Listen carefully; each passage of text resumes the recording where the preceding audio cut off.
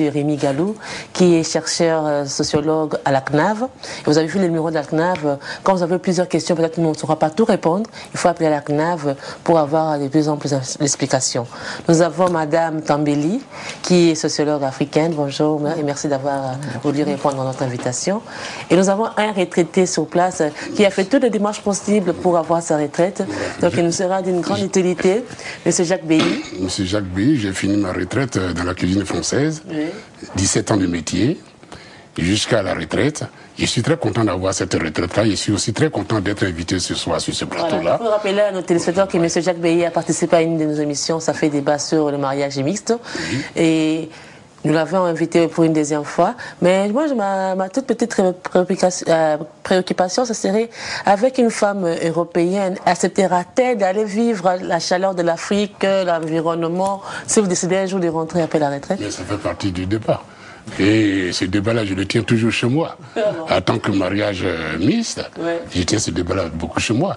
J'ai au moins 10 métis ici en France, que j'ai produits moi-même, pour ne pas dire qu'ils sont mes enfants, et qui sont tous là. Et donc, tu as vu déjà l'exemple, une fois, une de mes belles-filles a chanté déjà l'émission, tu l'as déjà vu, elle a chanté dans ma langue guérée, parce que je lui ai appris. Il dit, si on apprend le français, on peut aussi apprendre le guéré, on peut aussi apprendre le wolof, on peut aussi apprendre tout. Et donc, ils sont prêts, tout le monde et les enfants, d'aller vivre en Afrique? Bon, mes enfants sont tous prêts à aller vivre en Afrique, je vais vous le dire ouvertement, parce que j'ai mes grands-enfants qui sont là. Là, on va rentrer un peu tout à l'heure sur les histoires d'impôts et le, comment on appelle ça, le dépaysement, qui fait que quand les enfants sont là et qu'ils sont grands ici, ils ont une autre vision par rapport à nous. Et moi, je le dis parce que mes enfants sont tous fiers que je rentre. Ils ont dit, papa, tu nous as éduqués, tu es déjà vieux, on ne se voit pas avec toi ici, vivre la galère que nous on vit ici, concernant les impôts, concernant tous ces trucs. Alors que le petit salaire que tu gagnes, si tu rentrais chez toi, je crois que tu allais vivre mieux.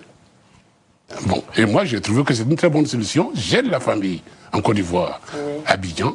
J'ai une maison. Vous avez fait combien de temps ici en Europe? Je suis à ma 37e année. Mais vous n'avez pas de repère, parce que 37 ans ici, est-ce que vous avez toujours été chaque vacances en Afrique? C'est pas chaque vacances, mais je suis toujours... Vos amis sont peut-être morts, les quartiers ont peut-être changé. Je suis toujours en relation avec presque tout le monde. Je suis toujours en relation avec ma communauté, qui est la communauté ivoirienne qui est ici en France.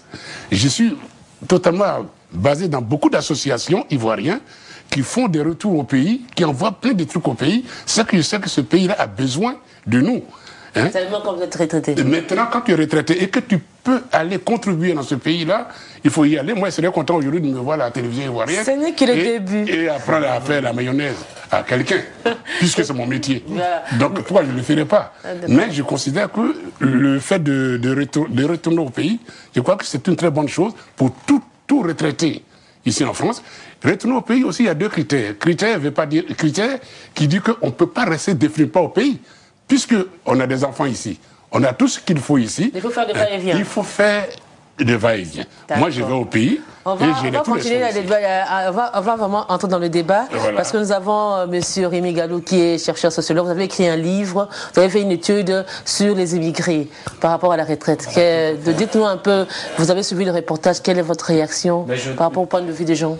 Oui, je trouve que le reportage est très bien fait, en ce sens qu'il montre bien toute la diversité des situations, des idées et des cas de figure, des états d'esprit qu'on peut rencontrer.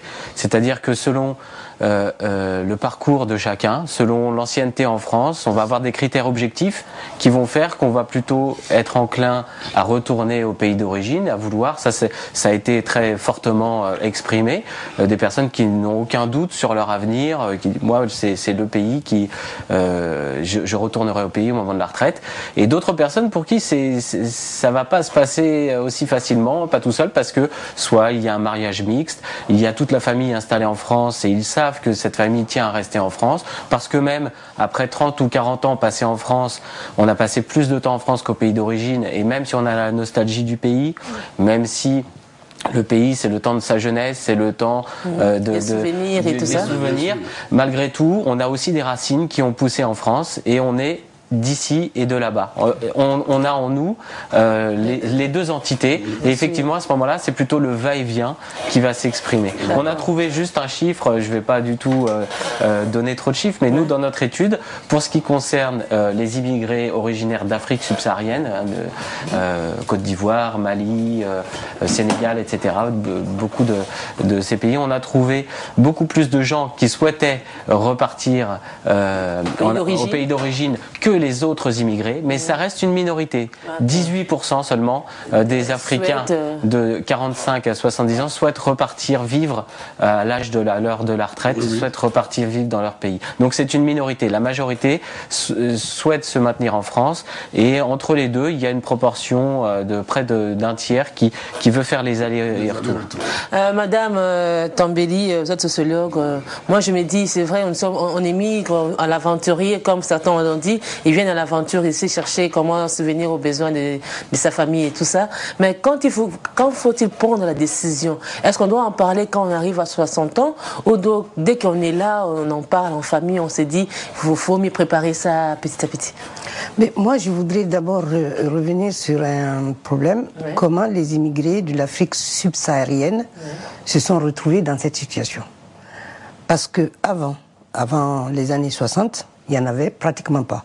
Il y avait des intellectuels, des gens comme moi qui venaient faire des études, etc.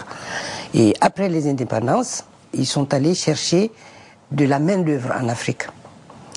Et les Africains qui arrivaient ici, hormis les intellectuels, habitaient dans des cités, dans des foyers Sanakutra et des foyers ADEF, etc., Aptam, etc., et tout ça. Et ils ne venaient pas avec de leur famille. Donc le problème de rester ici après le vieillissement ne se posait absolument pas pour l'immigrant de l'Afrique subsaharienne. Le problème a commencé quand M. Giscard d'Estaing est devenu président de la République et qu'il a institué la carte du travail. Derrière, aussitôt après, il y a eu la carte de séjour qui n'existait pas pour nous. Et ensuite, on a parlé de regroupement familial. C'est à partir de là que les problèmes ont commencé, parce que la cellule familiale africaine a commencé à s'installer à partir de là.